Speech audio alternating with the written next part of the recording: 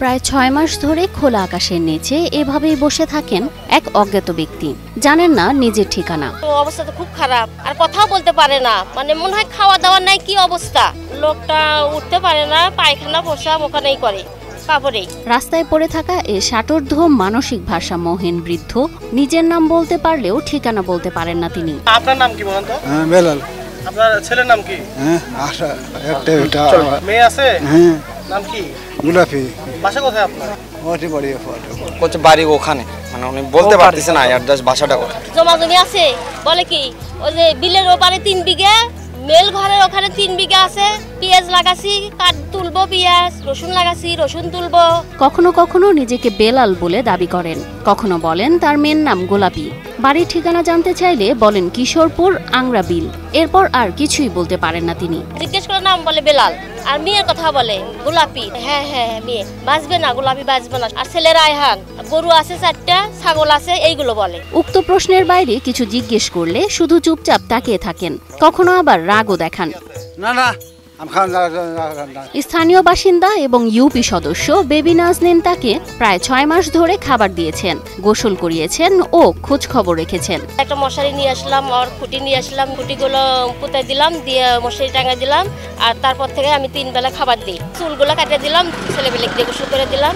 এমনকি ঈদের দিনটিও কেটেছে তার খোলা আকাশের নিচে, সেই জমির মধ্যেই। তার কোনো আত্মীয় স্বজন আসেনি তার খোঁজ নিতে। রক্তাক্ত অবস্থায় মাথাটা ফাটা ছিল, তখন ওখানে চিকিৎসা হয়। মশারি টাঙ্গা ছিল, মশারি ছিঁড়ে ফানা করে, তার মাথা খুব খারাপ। গত 21শে এপ্রিল সোমবার বিকেলে এ অজ্ঞাত ব্যক্তির খবর পেয়ে ছুটে আসেন বগুড়া জেলা ছাত্রদলের সভাপতি হাবিবুর রশিদ সন্ধান। তার সঙ্গে ছিলেন ছাত্রদলের অন্যান্য নেতাকর্মীরা।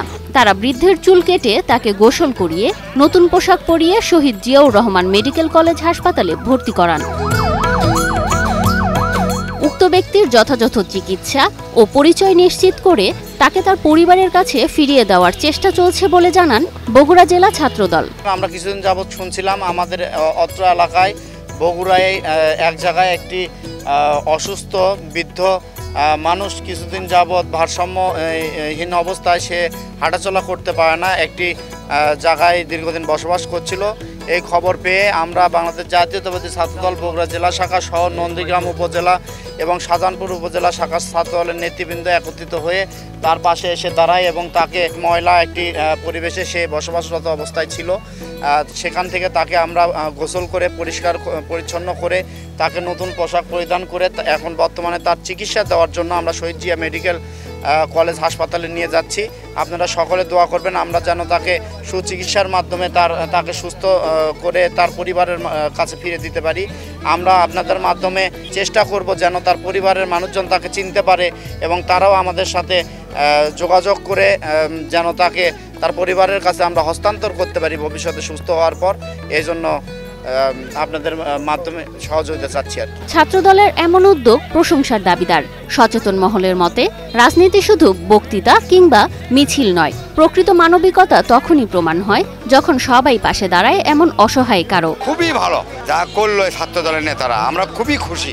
তেনারা এখানে এসে এই লোকটাকে উদ্ধার করে গোসল টোসল করায় যে তার সুচিকিৎসার জন্য জিয়া মেডিকেলে নিয়ে যাচ্ছে, এতে আমি খুশি, আমার এলাকাবাসীও আনন্দিত।